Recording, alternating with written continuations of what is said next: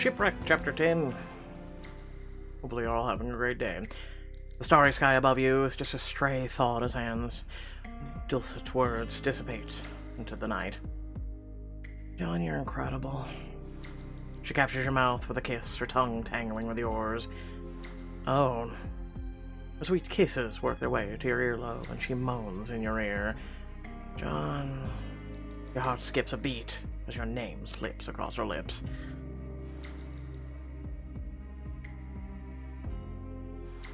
You trail both hands up her chest, enjoying the heat radiating through the thin, red fabric. Smirking, you skim a finger across her pert nip. Shivers and moans at your touch.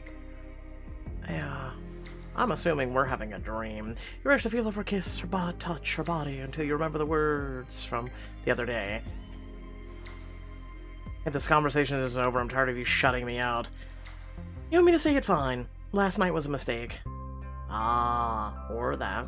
You suddenly sit up in the overgrown grass and push her away. Wait, what's wrong? Last time this happened, you called it a mistake. I can't do this if you're gonna keep pushing me away again. She rubs the back of her neck, her eyes searching yours. You have no idea what you do to me. She places her hand on your thigh. You're headstrong, stubborn, and you frustrate me like no one else. Gee, thanks. But you set my nerves on fire, and I can feel your touch hours after you've let go. Suddenly, you're very aware of the heat and pressure of her hand on your thigh. What are you saying? That I'm falling for you, John. You release a breath you didn't realize you were holding. That seems to happen often in this book. It's been a long time since I've let myself feel like this, but with you, I don't want to hold back anymore. And I feel the same way. I'm yours. All of me. Your bond level has increased. That's all I want right now. You're all I can think about. In an instant, her lips are on yours again. The kiss is slower, more sensual than before. She toys with her hemline as she speaks, voice rough with desire. I want all of you tonight. Yeah, we'll go for however long until, risks, the usual. Everything I know about chemistry and biology can't help me describe my reaction of being with you. Maybe you should stop overthinking it then. Her mouth is on yours, once more kissing you deeper. Her body interlaces with yours, and you melt against her. The sweet taste of the fruity drink lingers on her lips. She welcomes your tongue, intertwining it with her own. I'm already thinking less. We can do better. Oh, is it so? Then prove it. Distract me. Careful what you wish for. She flashes a mischievous grin and lets her hands lie down your body. Her fingers skim across your taut muscles. You bite your lip, wishing you could feel her touch against your skin. Is that working? She takes her time, removing each article of clothing, pressing a kiss to each inch of your revealed skin until only your underwear remains. Oh. Also, why is she clean and I am dirty as hell and marked up and look like I have been through war?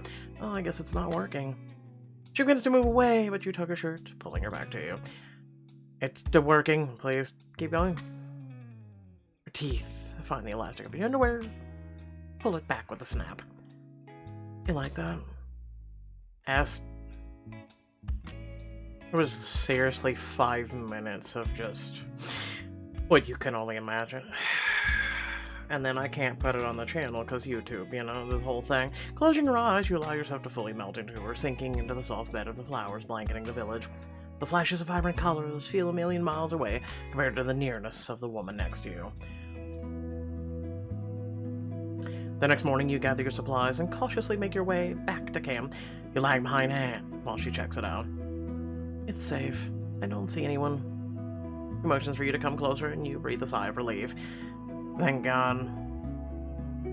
Everything looks like it's in place. I guess the smugglers didn't come back after all. Yes, even that campfire being on is just perfect. We still better keep an eye out, just in case. Just as you start to help her clean up the shards of debris around the camp, you notice your body covered in cuts and bruises. Oh, you just noticed this after how many chapters? That bark got me good yesterday. Are you gonna be okay? I will be. I should clean up these, though. I can't outrun smugglers if I have to deal with an infection. You grab one of the bottles of alcohol and sit on one of the containers and pour some on your leg. Wince at the sharp, sudden pain. I thought the jellyfish was bad. You remove your shirt, then ponder how to reach the gash on your back. She takes the bottle from you. Let me help. This is gonna hurt. Grip the side of the container as she treats your back. You close your eyes to focus on the tender touch. It's not so bad now. Then why are your knuckles stretched like a drum? You feel her deep chuckle reverberate through her fingers against your back. The air shifts, and after a while, she breaks the silence. Thanks, by the way, for shielding me from the debris. Oh. It's nothing more than what you would have done for me. If I had stalled, I know you would have protected me and gotten hurt in the process. Still, it's good to know you have my back. And your front, your sides. What? And works her way down your body, tending to not just your back, but your neck, arms, and legs. Well, that should do it. Oh look, I'm good as new. Thank you. Your eyes meet, but she quickly breaks the connection. She bashfully busies herself with the supplies from the village, leaving you to change back. She turns her attention to the radio, fiddling with the buttons and the knobs. If the radio works! What's the diagnosis? She rips off a large vine, revealing the back panel. Yeah, but it would help if the jungle wasn't growing on it. Have you ever fixed something like this before? Yeah, for my grandpa, but with tools and tutorial videos. She busies herself with the inside of the radio, stripping some of the wires and twisting them together. While you search for something to help her, you hear a sudden pop from the radio, followed by a small sizzle of smoke. Stupid damn radio, this'll never work. She angrily shakes the radio, then drops it in the sand. Maybe a break would be best. Come on, I still need to find some red torch ginger. I could use your help. No, I need to fix this. And if you keep working now, you'll break it more. I'll be damned if I let you sacrifice our one shot off Moku because of your temper, so you might as well help me finish my research in the meantime. She huffs and then follows you towards the jungle. Okay, let's go. You and her trapeze through the jungle for a while, searching for the red torch ginger. You pause by a large tree and scrape off some of the samples of the bark. Can you do me a favor? Gather me a few of the leaves from this tree while I get some of the soil around it. The truth comes out. I'm just here to do your bidding. It's a definite perk. Her hand brushes yours as she takes the bag from you, turning to do as you ask. So why this tree? Well, I need to gather samples from both mutated species and unaffected ones in order to compare the two. You take out your notebook to quickly sketch the tree, noting the large pine cone fallen from its branches. Plus, some of the flori are native to this island. Once Mount Moku erupts, they could be lost forever. I'm trying to preserve as much of them as I can. Like this. She flips through your notebook, noting the various sketches you've made during your time on Moku. Not bad. Dog, if this whole ecology thing doesn't work out, you've got a future in art. She seals the bag with the leaves inside, comes up behind you, one hand on the hip, as she unzips your pack with the other to store the sample. Promise me this isn't a resurrect ancient DNA thing.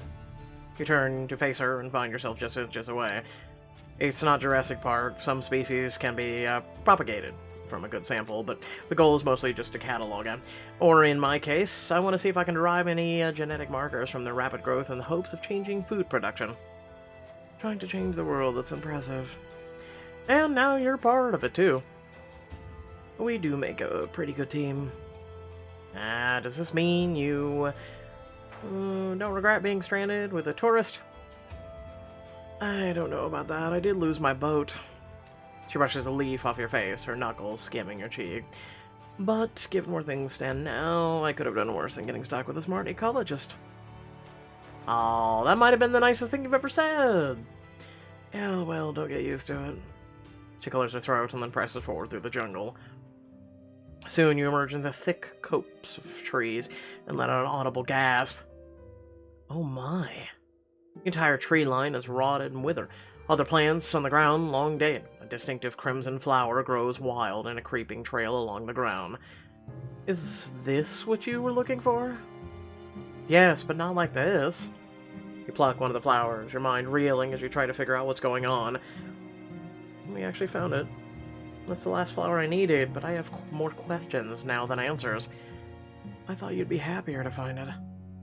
I mean, look around us. The red torch ginger has killed everything in the area. It must have taken the water and nutrients from the plants around it in order to grow this way. You follow the line of red torch ginger, careful not to step on the blossoms. Eventually, the trail ends, spilling out onto the beach. Ew, this isn't far from the camp. Fascinating. Red torch ginger usually needs moist soil, but this kind of starting to grow in the sand here. There's a lot of weird stuff going on here on Moku. It's good we're cataloging all of this. Like, once I get these samples back to lab, I might be able to ascertain why its mutations present so deadly to the surrounding flora. And stop it from happening elsewhere? Hopefully. If I can promote rapid growth in crops, stealing resources from everything around it would not be in our best interest. You pull out a field kit and crouch down beside the red torch ginger. Care to help me gather a few more samples? I need to collect some of the blossoms, the dead plants, and some of the soil. I shouldn't, but if you want your samples to make it off Moku, I need to get back and work on the radio. Go ahead without me. I'm 99% sure the camp's just down the beach from here. I'll catch up after I finish here. Okay, don't stray too far. Promise, I can take care of myself. She nods and starts down the beach in the direction of the camp. You search the area around the red torch ginger more thoroughly. I wonder if this is why we haven't seen many animals here. If some of the plants have mutated to behave like this, it could affect the fauna's food sources. You pause your work when you hear a squawking noise nearby. Is that a bird? Oh my god, and here you thought all life was gone, except for, the big thing at the beginning of the book, and then this. You follow the sound, making your way through the withered trees into the lush green brush until you see... Ooh, look, a colorful parrot. Hello, little guy. I was just saying that I hadn't seen any animals around. Parrot stares up at you between the bushes. Its eyes are trained on you. Ooh. Don't be afraid. I won't hurt you. You cautiously take a step toward the parrot and realize its foot is caught in a trap. Wire tightens around its claw as it cries. Ah! That looks painful. How did this happen? The bird starts flapping and squawking furiously, trying to free itself from the trap. Wicked cuts wrap around its foot from where the snare digs in. Ah! That's okay. You're safe with me. Ah! You try to get closer to examine the trap, but the bird flaps its wings angrily as you approach. Ah! Ah! Okay, I'll stay right here.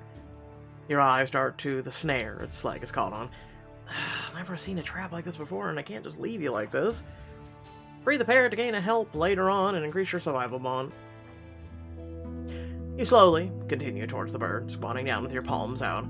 See, I'm a friend. In its panic, you can see that it's only tightening the snare. If I don't do something soon, it's gonna hurt itself more. I should cover it with my shirt. Animals usually calm down if they're covered and can't see what's going on. You slowly remove your shirt. As soon as it stops flapping, you quickly wrap the struggling bird up in the fabric. Ah! Sorry, but I can't see the trap if you don't stop moving. Ah! Sorry. Oh, it actually spoke. You can't help but smile at the parrot's attempt at mimicking your voice. How would it know sorry? Well, aren't you smart? Don't worry, I'll make this quick. With the bird covered and calm, you finally examine the trap more closely. Strange. This looks brand new. It can't be something left over from whoever used to live here. I can't imagine smugglers would have much use for trapped parrots either. Okay. Yeah, parrots go for quite a price tag, actually. Who did this to you? Who? Parrot struggles a little as you tilt its foot up. The wire constricts tightly around it. Almost done, little buddy. I just need to find the release. I need to bend the bird's foot, loosen the knot. You carefully pick at the knot on the snare line, trying to loosen it. Just gotta get this open so you can be free. I don't want to rush it and hurt you. Finally, you find some purchasing, allowing you to slacken the line. You slip it off the bird's leg. Why didn't we just use the knife we have? Almost there. You thoroughly check the parrot for injuries, but don't notice anything more serious than the cuts. Those should heal just fine on their own. Well, here we go, pal. All done. You're free now. Pal. Grab your shirt, pulling it back on as you step back to give the parrot some space. It hops once to test its freedom, and flies up onto your shoulder. Free! That's right, you are free. Maybe a smart bird like you should have a name. Polly want a cracker, you know why not? What do you think, Polly? Polly, free Polly! Oh, a free Polly. Now get out of here before whoever set this trap comes looking for you. Polly tilts its head and then flies off deep into the jungle. I'm glad I could save you, but I have so many more questions now. You break the snare apart as best as you can, tossing the pieces in the opposite direction, before heading back to the camp. You find your way back to the beach without too much trouble, and immediately seek out Anne. Anne, something super weird is going on, and... Shh, listen. She holds a finger up to her lips and gestures to the radio. It's working, you fixed it. You gasp when you realize you can hear voices coming out of it. Evil? I just picked up someone on a walkie-talkie, which means they can't be too far away. You come closer to listen, recognizing a few terms.